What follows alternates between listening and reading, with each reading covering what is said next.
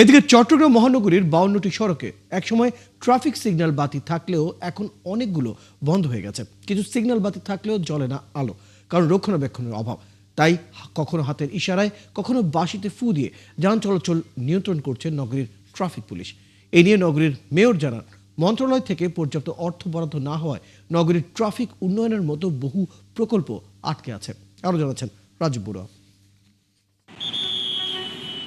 কখনো হাতের ইশারায়, কখনো বাঁশিতে ফু দিয়ে যান চলাচল নিয়ন্ত্রণ করছেন ট্রাফিক পুলিশ। নগরীর গুরুত্বপূর্ণ মোড়গুলোর ট্রাফিক সিগন্যাল বাতি অচল হয়ে পড়ায় চট্টগ্রামে বেড়েছে যানজট। আধুনিক ব্যবস্থার কারণে যেখানে পুরো পদ্ধতি স্বয়ংক্রিয় হওয়ার কথা ছিল, সেখানে পুরো ট্রাফিক নিয়ন্ত্রণ করা হচ্ছে হাতের ইশারায় ও বাঁশিতে ফু দিয়ে। ট্রাফিক সার্জেন্টরা বলছেন, সিগন্যাল বাতি না থাকার কারণে হাতের ইশারায় যান চলাচল নিয়ন্ত্রণ অনেক কঠিন। অন্যদিকে চালকরা জানান, অনেক সময় হাতের ইশারা বুঝতে না পেরে ট্রাফিক আইন ভঙ্গ করছেন তারা। সিগন্যাল বাতি থাকলে যান চলাচলে সুবিধা। 4টা রাস্তা ম্যানুয়ালি করতে গেলে সবাইকে প্রত্যেক পয়েন্টে একজন করে দাঁড়ায় আমাদেরকে সিগন্যাল মেনটেন করতে হয়। হাতের ইশারা, বাঁশির ইশারা, লাইটের ইশারা দিয়ে আমাদেরকে সিগন্যালগুলো মেনটেন করতে হয়। আমাদের যে লজিস্টিক্সের যে অভাব এবং আমাদের যে জনবলের যে সংকট, যেটা ম্যানুয়ালি কাজ করতে গেলে হয়তো অনেক বেশি দরকার, যেটা আমাদের আসলে অতটা অ্যাভেলেবল না থাকার কারণে কাজ করতে গেলে সমস্যা হয়। বাতি জ্বলতো, ওইটা সিগন্যালটা আমরা দেখতাম, খেয়াল করতাম। এখন ম্যানুয়ালের কারণে এটা আমাদের অনেক ক্ষতি হয়। আপনি সিগন্যালেশন দেখা না গেলে তো আর সিগন্যাল মারা যাবে, এইটাই সমস্যা। আর পুলিশ কর্মকর্তারা বলছেন, ব্যস্ত সড়কে শৃঙ্খলা ফেরাতে স্বয়ংক্রিয় সিগন্যাল বাতির দরকার। তাই নতুন করে সিগন্যাল বাতি বসানোর জন্য সিটি কর্পোরেশন বেশ কয়েকবার প্রতিশ্রুতি দিয়েও কাজটি শেষ করেনি। এটা সিটি কর্পোরেশন, এটার দায়িত্ব হলো সিটি কর্পোরেশনের। তো আমরা বিভিন্ন সময়ে আমরা উদ্যোগ নিয়েছি, সিটি কর্পোরেশনের সাথে কথা বলেছি যে যদি ট্রাফিক সিগন্যাল লাগানো হয় তাহলে আমাদের সুবিধা হয়। আর city mayor doctor Shahadat Hossain বলেন, নগরীর সড়কে সিগন্যাল বাতিগুলো সংস্কার ও রক্ষণাবেক্ষণের প্রয়োজন হলেও দীর্ঘদিন ধরে মন্ত্রণালয় থেকে কোনো বরাদ্দ পাওয়া যাচ্ছে না। যে চিন্তাভাবনা নিয়ে আমরা এগিয়ে যাই, আলটিমেটলি মন্ত্রণালয় থেকে সেগুলো যদি যথাযথভাবে আমাদেরকে সার্বিকভাবে সহযোগিতা করা হতো, তাহলে পরে আমাদের আসলে কাজগুলো আরও আগে সেগুলো কিন্তু সম্পন্ন হতো। নগর পরিকল্পনাবিদ আশিক ইমরান বলেন, সরকারি বিভিন্ন সংস্থার মধ্যে সমন্বয় না থাকায় সরকারের বিভিন্ন প্রকল্প চালু হয়েও জবাবদিহিতার অভাবেই সফল হয় না। একটা শহর তো অচল বলা যায়, চট্টগ্রাম শহর। তো এটাকে সচল করতে গেলে প্রথমে এই ট্রাফিক বাতির একটা ব্যবস্থাপনা তৈরি করতে হবে এবং শৃঙ্খলায় আনার জন্য যে একটা গণসচেতনতা দরকার সেটা করতে হবে। চট্টগ্রাম মহানগরী যানজট মুক্ত করে সড়কে শৃঙ্খলা ফিরিয়ে আনতে 1989 সালেই প্রথম ট্রাফিক সিগন্যাল বাতি স্থাপন করা হয়। রাজীব বড়ুয়া, 71, চট্টগ্রাম।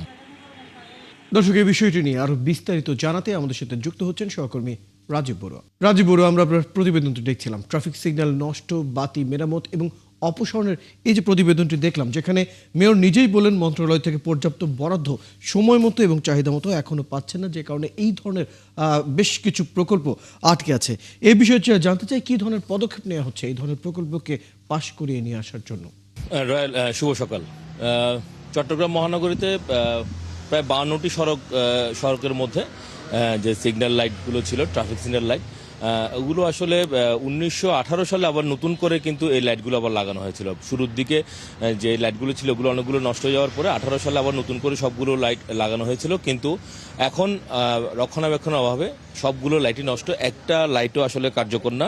ফলে চট্টগ্রামের পুরো চট্টগ্রাম শহরে আমরা দেখছি যে হাত দিয়ে এবং বাঁশির ফু দিয়ে আসলে পুরোপুরি যানবাহন কন্ট্রোল করা হচ্ছে। তো যার কারণে আমরা দেখছি যে শহরে বিশেষ করে যখন অফিস সময় এবং অফিস থেকে যখন ফেরার সময় হয় তখন পুরো শহরটা আসলে জ্যাম লেগে যায়। যেহেতু চট্টগ্রামে কিন্তু একটি প্রধান সড়ক রয়েছে যেটি কালুঘাট থেকে শুরু করে এয়ারপোর্ট পর্যন্ত, আর এর বাইরে যে ভিতরে যে অন্যান্য সড়কগুলো রয়েছে একটা সড়কেও কিন্তু সিগন্যাল বাতি কাজ করে না। তো যার কারণে আসলে ম্যানুয়ালি কাজ করতে গিয়ে যে সমস্যাটা হয়, একে তো ট্রাফিকের যে স্বল্পতা সেটা রয়েছে, এর বাইরে তাদের যে সরঞ্জাম সেইটির অভাব। তো যার কারণে আমরা সব সময় আমরা দেখি যে চট্টগ্রাম শহরের যানজট আসলে লেগেই আছে। এবং এই ব্যাপারে আমরা পুলিশের সাথে কথা বলেছি, মেয়রের সাথে কথা বলেছি।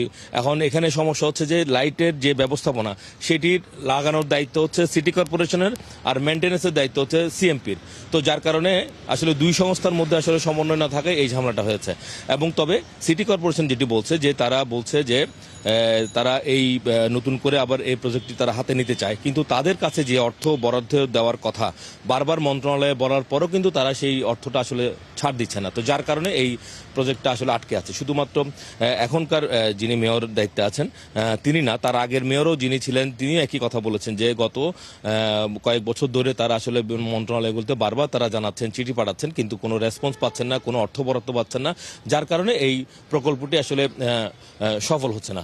এবং এর বাইরে যে মেনটেন্যান্সের যে বিষয়টি সেটি আসলে সিএমপি করার কথা, তারাও আসলে ঠিকভাবে মেনটেন্যান্স করতে পারেনি। তো যার কারণে আমরা দেখছি যে শহরে যে 52টি সড়কে ট্রাফিক সিগন্যাল বাতি ছিল সবগুলোই আসলে এখন নষ্ট। আপনারা তো এখন দেখছেন যে আমি এখন আছি নগরীর কাজীদের মোড়ে, এখানে কিন্তু 4টা রোড চারদিকে গেছে এবং প্রতিটা রোডে কিন্তু 2টি করে সড়ক ট্রাফিক সিগন্যাল বাতি লাগানো, কিন্তু একটিও জ্বলে না এবং এগুলো প্রায় নষ্ট। অন্যান্য মোড়ে কিন্তু এই ট্রাফিক লাইটও নাই এবং এটি আসলে খুলে নিয়ে গেছে বা পড়ে গেছে বা নষ্ট হয়ে গেছে এরকম। তো এইভাবে আসলে ট্রাফিক ব্যবস্থাপনার কাজটি চলছে। তবে মেয়র আশ্বাস দিয়েছেন যে তিনি আসলে খুব জোরদারভাবে এবার মন্ত্রণালয়কে বলেছেন যে যেহেতু চট্টগ্রাম হচ্ছে দ্বিতীয় বৃহত্তম নগরী, ফলে এই শহরের যানজট নিরসনে এবং একটা সুন্দর ট্রাফিক সিস্টেম চালুর জন্য যে স্বয়ংক্রিয় ট্রাফিক সিগন্যাল বাতি দরকার, সেই সিস্টেম চালু করার জন্য আবার নতুন করে একটি প্রজেক্ট তারা হাতে নিয়েছে। এবং রাজীব বড়ুয়া, ধন্যবাদ। আমরা আশা করব যথাযথ কর্তৃপক্ষ এই নিয়ে যথাযথ কার্যক্রম যত দ্রুত সম্ভব নেবেন, কারণ দ্বিতীয় বৃহত্তম শহরে এই ধরনের প্রকল্প আটকে থাকা আসলে সেটি বড় একটি প্রভাব ফেলে সেই জায়গাতে। দর্শক, আমাদের সাথে আমাদের সহকর্মী রাজীব বড়ুয়া যুক্ত ছিলেন। চট্টগ্রামের ট্রাফিক ব্যবস্থাপনা যে পরিস্থিতি সেটি নিয়ে আমরা সর্বশেষ খবর জানছিলাম।